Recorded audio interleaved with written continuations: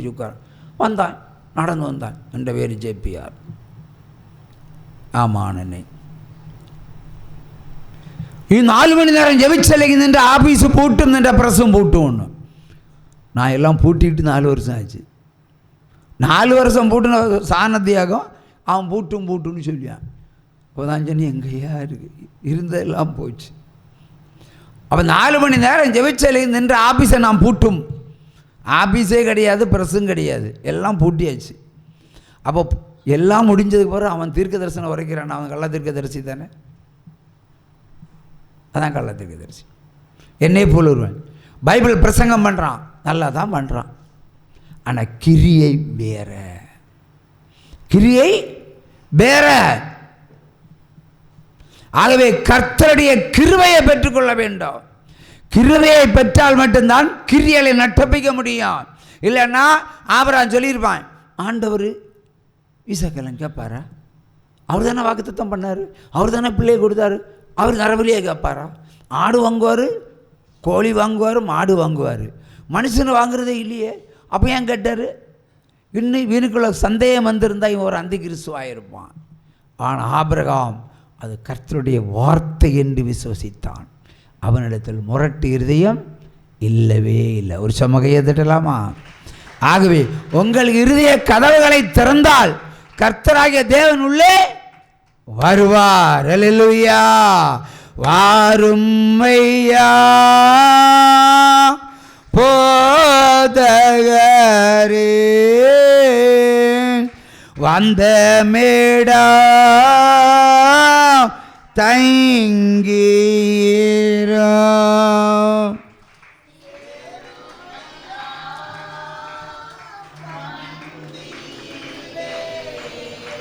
சேருமையா பந்தியிலே, சிறியவரா எங்களிடம், இந்த சிறியவரா எங்களிடம், ஒளி மங்கி இருளாச்சு,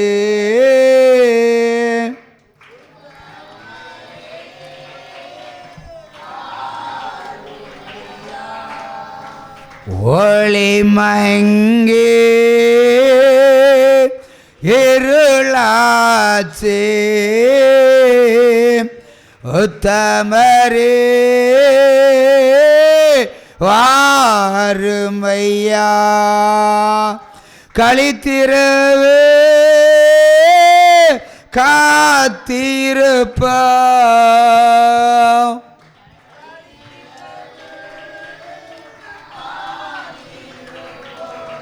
காதலனே கருணை செய்வாய், காதலனே கருணை செய்வாய். ஆமீன். உற்சமாக கையை தட்டுங்க. இனி சொல்லுவோம் ஏதாவது ஒரு வேதவசனம்.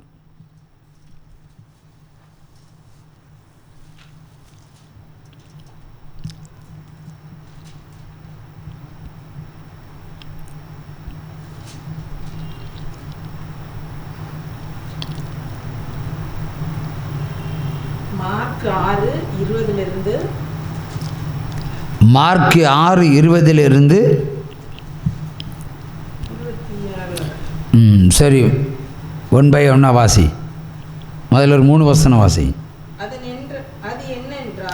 அது என்னவென்றால், யோவான் நீதியும் பரிசுத்தம் உள்ளவன் என்று ஏரோது அறிந்து அவனுக்கு பயந்து அவனை பாதுகாத்து அவன் யோசனைப்படி அநேக காரியங்களை செய்து அவன் விருப்பத்தோடு அவன் சொல்லை கேட்டு வந்தான். பின்பு சமயம் வாய்த்தது. எப்படி என்றால், யாரோது தம்முடைய ஜென்ம நாளிலே தன் பிரபுக்களுக்கும் சேனாதிபதிகளுக்கும் கலிலிய நாட்டினுடைய பிரதான மனுஷர்களுக்கும் ஒரு விருந்து பண்ணின பொழுது ஏரோது அவனுடைய பொண்டாட்டி குமாரத்தி சபை நடுவிலே நடனம் பண்ணி எல்லோரையும் சந்தோஷப்படுத்தினாள். அப்பொழுது ராதா அவ பொண்டாட்டியெல்லாம் மகள் சிறுபிள்ளையை நோக்கி, உனக்கு வேண்டியதை என்னிடத்தில் கேள், அதை உனக்கு தருவேன் என்று சொன்னதும் அல்லாமல் நீ என்னிடத்தில் எதை கேட்டாலும் என் ராஜ்யத்தில் பாதியானாலும் நான் உனக்கு தருவேன் என்றான், ஆணையிட்டான். அவள் என்ன கேட்டா? தொடரட்டும். அப்பொழுது அவள் வெளியே போய் தன் தாயிடத்தில் ஆலோசனை பண்ணியிருப்பான். யோனான் ஸ்நானனுடைய தலையை கேள் என்றார். உடனே ராஜாவிடத்தில் சீக்கிரமா வந்து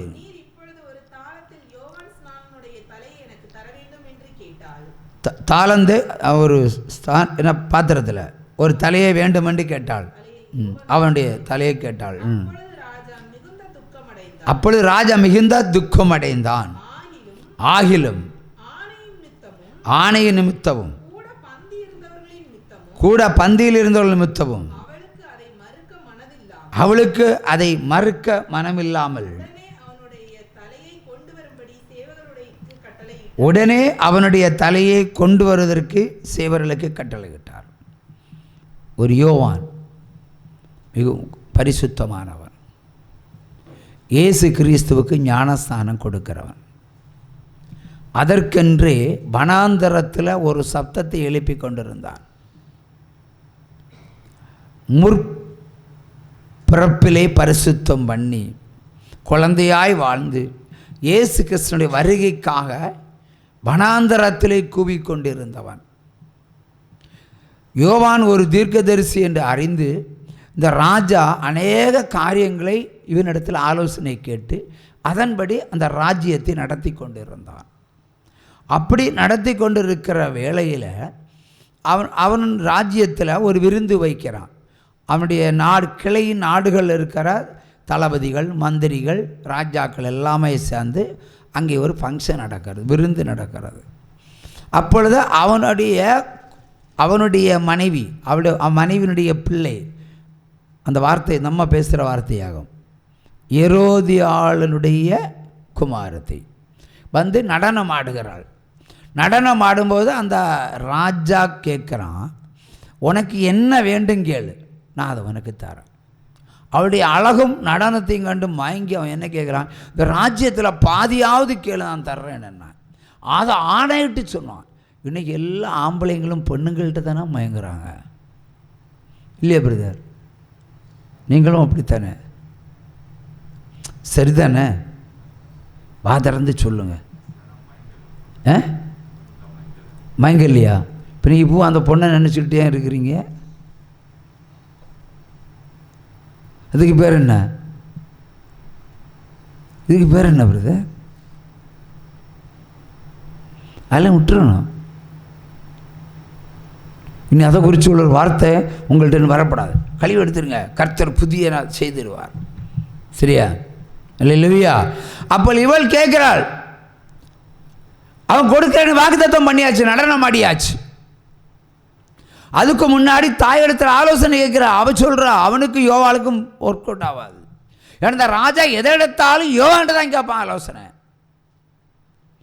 அல்ல, இந்த ஸ்திரீனுடைய காரியங்களை அவன் கேட்பதில்லை. எதெடுத்தாலும் யோவானுடைய ஆலோசனை. யோவானை எப்படா பழிவாங்கலான்னு காத்திருந்தா. ஸ்திரீ அல்லவா, வஞ்சிக்கப்பட்டவள் அல்லவா, பாம்பால் பிடிக்கப்பட்டவள் அல்லவா, பாம்பு சொல்ல கேட்டவள் அல்லவா, அது இன்னொரு ஏவாள்னு வச்சுக்கிடுவோம். அவன் மகள்கிட்ட கேட்குறா, ராஜாட்டவே நான் பாதி நாடு கூட கேட்கலவா, யோவானுக்கு தலையே கேளு, தட்டில் வச்சு தரணும், வெட்டி தட்டில் வச்சு கிஃப்டாக தரணும். அப்படி கேட்டுட்டா. அவன் தான் போட்ட ஆணை நிமித்தவும் இவ்வளோ பேருக்கு மத்தியில் சொல்லியிருக்கிறான். இனி மறக்க முடியுமா? மறக்க முடியாது. ஆனாலும் இருதயம் துக்கப்பட்டது, இருதயம் கலங்கியது. தன்னுடைய நண்பன், தன்னுடைய ஆலோசனை எல்லாம். ஆனாலும் ஒரு ஸ்திரீ நிமித்தம் அவன் கட்டளைக்கு கீழ்ப்படிந்து என்ன செஞ்சான்? தலையை வெட்டி கொடுக்க சொன்னான். தட்டில் வச்சு ராஜா அவன் கையில் கொடுத்தான். ஊழியக்காரன் ரத்தம் சிந்துகிறான். இயேசுவுக்கு தீர்க்க தரிசனம் உரைத்தவன், இதோ தேவாட்டுக்குட்டி, அவருடைய கால் பாதைத்தை கூட தொடுவதற்கு எனக்கு அருகதை இல்லை என்று சொன்னவர். இயேசு என்னைக்கு வருவார், எப்போ வருவார்னு அறியாமல் யோவான் நதிக்கரையிலேயே படுத்து கிடந்தவர். அவர் திடீர்னு இயேசு நடந்து வருகிறார். அப்போ சொல்கிறார், இதோ தேவ ஆட்டுக்குட்டி. ஏன்னா அவருக்கு மேலே பரிசுத்தம் இருப்பதை கண்டார். அவர் ஓடி வந்து ஞானஸ்தானம் எடுக்க சொன்னார். ஐயோ தேவனே, நீங்கள் பெரிய ஆள், நாம் சிறியவன். இது அவனர் நியாயப்பிரமாணத்தின்படி செஞ்சு ஆகணும்னு சொன்னார். ஆகவே மனிதனால் பிறந்த ஒரு மனுஷன் பரிசுத்தம் அடைந்து பரிசுத்த தேவனுக்கு ஞானஸ்தானம் கொடுத்த சடங்கு அது. அவனுக்கு ஏற்பட்டது துக்கம். அவன் தலை போச்சு. இன்றைக்கி கிறிஸ்தவர்களுக்கு துக்கம்தான். உங்கள் தலையும் போகும், என் தலையும் உருளலாம். அவ்வளோ துன்பங்கள் கிறிஸ்தவர்களுக்கு இருக்கு. ஆனால் ஜெபிக்கும்போது தேவன் நமக்குள்ளே இருக்கிறார், நம்மோட பந்தி இல்லாமல் இருக்கிறார், நாம் பரலோகத்துக்கு கூட்டிகிட்டு போகிறா இருக்கிறார். இந்த உலகம் ஒரு நாள் முடிஞ்சு போயிடும். இந்த உலகம் முடிஞ்சு போயிடும். There is no doubt. நமக்கு இன்னொரு உலகம் இருக்கிறது, அது பரலோகம் என்ற உலகம். இந்த பூமியே சுருட்டப்படும் புஸ்தக சுருளை போல. நம்ம எங்கே போகணும்? பரலோக வாழ்க்கைக்கு. இப்போ நம்ம இந்த உலகத்தில் உங்களுக்கு எத்தனை வயசாச்சு?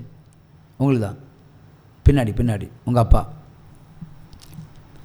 எத்தனை வயசாச்சு பிரதர்? 70-72 வயசு. ஏன் 72 வயசானவர் உங்களுக்கு தலையில் முடியாங்க இல்லை? 72 வயசானவர் தலையில் முடியாமல் முளைக்க இல்லை. உட்காருங்க. ஆனால் 72 வயசு மாதிரி தெரியலையே. நீங்கள் 72 வயசு மாதிரி தெரியல. எனக்கு எத்தனை வயசு? 10 வயசுக்கு ஒரு இருக்கும். அப்போது நம்ம எல்லாம் ஆரோக்கியமாக இருக்கணும்னா ஆண்டவர் தான் வேணும் இல்லையா? எனக்கு இங்கே வயசு முக்கியம் இல்லை, ஆத்மா முக்கியம். பரிசுத்தமுள்ள ஆத்மா. எத்தனை காலம் இந்த பூமியில் வாழணும்? இயேசு கிறிஸ்து வரும் நாள் வரைக்கும் வாழ்கிறதுக்கு நம்ம ஜெபம் பண்ணுவோம். நம்ம இருக்க போகிறோம். இப்போ சராசரி மாம்சமான மனிதன் ஒரு நாள் மரித்து போவான், மரித்து பேயாக போவான். நம்ம எல்லாம் மரித்து பரிசுத்த தூதரலாக போக போகிறோம். கையை தட்டலாமா? அல்லேலூயா. நம்முடைய வாழ்க்கை இப்படி தான். இந்த உலகத்தில் நம்ம பரிசுத்த ஆவியை பெறாமல் இல்லை பரிசுத்த தேவனை தேடாமல் இருந்தால் உலகத்தில் கொஞ்சம் கூட சந்தோஷமாக வாழலாம். ஏன்னா கோட்டர் போட்டால் சந்தோஷம் கிடைக்கும், 4 உபச்சாரம் பண்ணால் சந்தோஷம் கிடைக்கும். இந்த உலகத்துக்காக உலக இச்சைகளுக்கு பின்னாடி கொஞ்சம் ஹாப்பியாக இருக்கலாம். ஆனால் ஆண்டவருடைய கிருபை ஒரு நாளும் கிடைக்காது. ஆண்டவருடைய கிருபை கிடச்சுன்னா எல்லாத்தையும் மேற்கொள்ளலாம். அப்படி இறக்கம் கிடச்சுன்னா எல்லா தீய சக்திகளை மிதித்து நடக்கலாம். இல்லைனா நீ சந்தோஷமாக இருப்ப, உன் பிள்ளைகள் சந்தோஷமாக இருக்க முடியாது. உன் புருஷன் சந்தோஷமாக இருப்பான், பொண்டாட்டியும் பிள்ளைகளும் சந்தோஷமாக இருக்க முடியாது. குடும்பத்தில் சமாதானம் அற்று போயிடும்.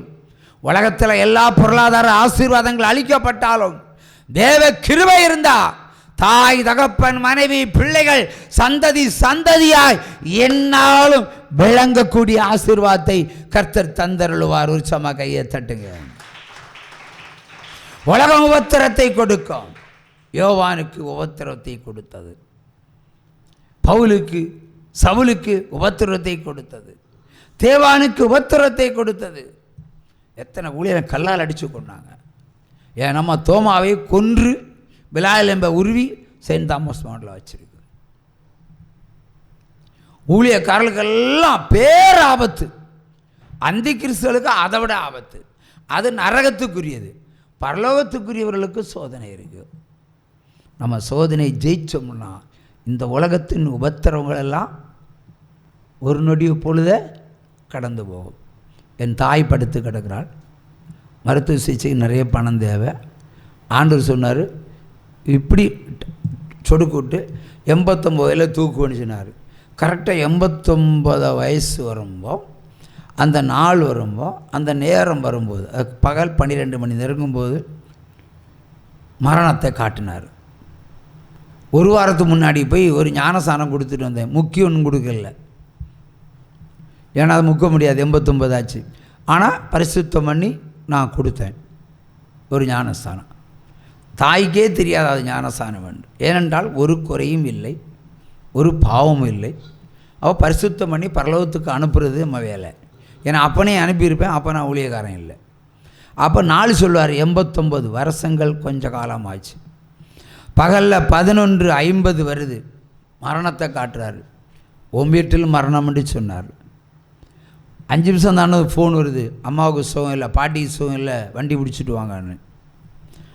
நான் வண்டியை ஆயத்தம் பண்ணுறேன், அதுக்குன்னு மணி 12 அடிக்குது கிளாக்கில். வண்டி வேண்டாம், நீங்கள் மட்டும் வந்தால் போதும். ஆண்டவர் சொல்ல, அவன் தாய் மரித்து போனாள், இன்னருமே என்னோடு கூட அவள் இருக்கிறாள்னு சொன்னார். நம்பலை. குத்து கலாட்டமாக இருந்தவா அங்கே அடிக்கடியே சகோதரர்கள் சண்டைகள் உண்டாகும். அதனால தான் என்னை கூப்பிட்டாங்கன்னு நினச்சேன். நாங்கள் போனால் டெட் பாடி, மரித்து விட்டாள். ஆண்டவர் சொன்னது மாதிரி செஞ்சிட்டார். அந்த பாடியை கல்லறைக்கு சுமக்கிறோம். ஆண்டவர் சொன்னார், உனக்கு துக்கம் வருகிறதுன்னு சொன்னார். ஓ, தாய் செத்ததே பெரிய துக்கம், பாடி சுமந்துட்டே போகிறோம், உனக்கு துக்கம் வருதுன்னு சொன்னார். பாடியை குண்டுக்குள்ளே வச்சு மண்ணெல்லாம் போட்டுட்ருக்குறோம். திடீர்னு ஒரு ஃபோன் வருது, அன்னை தகராறு பண்ணுறான், ஒரு அக்கா பேசுகிறா, ஓடி வந்துடுன்னு. ஏன்னா அம்மாவுடைய தாலி செயின்னு சகோதரனிடத்தில் மாட்டிச்சு, அக்கா கிட்ட மாட்டிச்சு. நான் தான் எடுத்து கொடுத்தேன், நீங்கள் எல்லாம் ஷேர் பண்ணி எடுத்துருங்கன்னு. இவன் எனக்கு மட்டும் வேணுமென்று அங்கே தகராறு. இதுதான் பிரச்சனை. நான் ஓடிப்போனேன். ஓடிப்போனால் வீட்டு வாசலில் கால் வைக்கல, அதுக்குன்னு பெரிய குறுந்தடியை வச்சு தலையில் அடித்தாங்க.